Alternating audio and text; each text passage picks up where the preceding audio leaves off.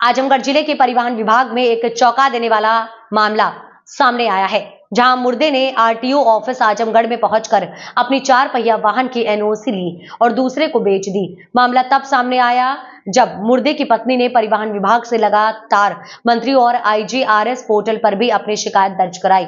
हालांकि मामला संज्ञान में आते ही आरटीओ ने अपनी गलती को सुधारने के लिए एनओसी को रद्द कर दिया और आरोपी के खिलाफ संबंधित थाने में मुकदमा पंजीकृत करवाया है। जानकारी के मुताबिक गाजीपुर के सुरहुरपुर जफ्ती गांव निवासी अलका दुबे पत्नी सुनील दुबे ने शिकायत दर्ज कराई थी। अलका ने बताया कि उनके पति सुनील दुबे के नाम से एक 4 पहिया वाहन था, जिसका पंजीकरण आजमगढ़ के आरटीओ ऑफिस में था।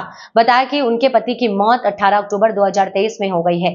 आरोप लगाया कि उनकी मृत्यु के 4 माह बाद ही कुछ लोगों द्वारा फर्जी तरीके से उनके पति के स्थान पर खुद को सुनील दुबे बताकर वाहन की एनओसी ली गई और दूसरे को बेच दी। मामला संज्ञान में आते ही अलका ने इसकी शिकायत आजमगढ़ आरटीओ कार्यालय में की।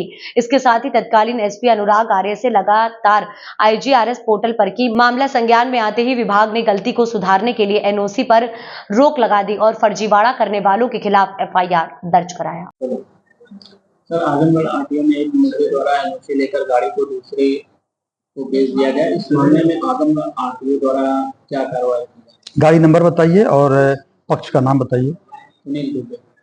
सुनील दुबे। उसमें जो मृतक थे उनके छोटे भाई ने अपने नाम से गाड़ी करा ली थी ट्रांसफर, दाज दे करके, फर्जी प्रपत्र बना करके।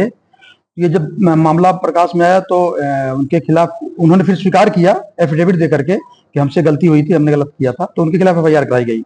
और गाड़ी चूंकि पक्ष जो इसमें था वो लोग गाजीपुर के रहने वाले हैं, तो वहां से पत्राचार करा करके गाड़ी उनके नाम हो गई है वापस, जो महिला हैं, और गाड़ी के प्रपत्र उनको मिल गए हैं, वर्जिल प्रपत्र मिल गए हैं। क्या आरटीओ में इस प्रकार का कारण केवल कर्मचारियों की लापरवाही या विभाग की बड़ी खामी? नहीं, बिल्कुल नहीं। जो व्यक्ति काम कराने आ रहा है वो जब फोर्ज डॉक्यूमेंट लेके आ रहा है, आधार अगर डॉक्यूमेंट लेके आ रहा है, हमारे पास आधार को ऑनलाइन वेरीफाई करने का कोई व्यवस्था नहीं है हमारे पास कि हम वो सही है कि गलत है।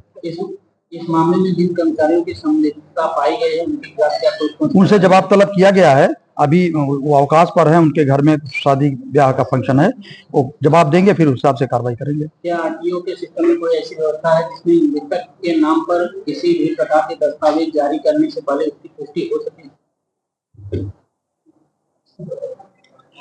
कोई भी त्रुटि जब होती है, अधिकांश त्रुटियों में कोई एक पक्ष शामिल नहीं होता है। इस तरह की त्रुटियों की बात मैं कर रहा हूं, कोई अन्य पक्ष भी शामिल होता है। इस घटना के बाद हाँ, तो जिस व्यक्ति ने गलती की थी उसके खिलाफ एफआईआर करा दिया गया है। पुलिस द्वारा जांच की जा रही होगी मामले की। गाड़ी जो पक्षकार थी महिला, उनके नाम कर दी गई है गाजीपुर आरटीओ द्वारा, उनको प्रपत्र सौंप दिया गया, ओरिजिनल प्रपत्र सौंप दिया गया है।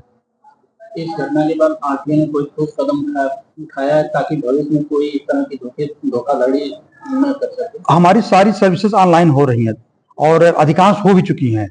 जब फुल्ली ऑनलाइन सिस्टम हो जाएगा तो ये अपने आप ही रुक जाएगा। इस तरह की व्यवस्था की अगर कोई किसी का आधार से हमारा अगर लिंक हो जाएगा यूएसआईडी से, तो यूनिक अथॉरिटी से के आईडी से हमारा अगर वेबसाइट से लिंक हो जाएगा हमारा, तो वहां से आधार उठा लेगा कि आधार ये जेन्युइन है कि नहीं है। तो क्या जो ओरिजिनल गाड़ी मालिक थे उनकी पत्नी सुनील दुबे के, क्या उनके नाम पर उस समय गाड़ी थी? हाँ, ये आरटीओ गाजीपुर से हमारी वार्ता हुई है, पहले भी पत्राचार किया गया था। उन्होंने बताया है कि गाड़ी उनके नाम कर दी गई है और उनको ओरिजिनल आरसी उपलब्ध करा दी गई है।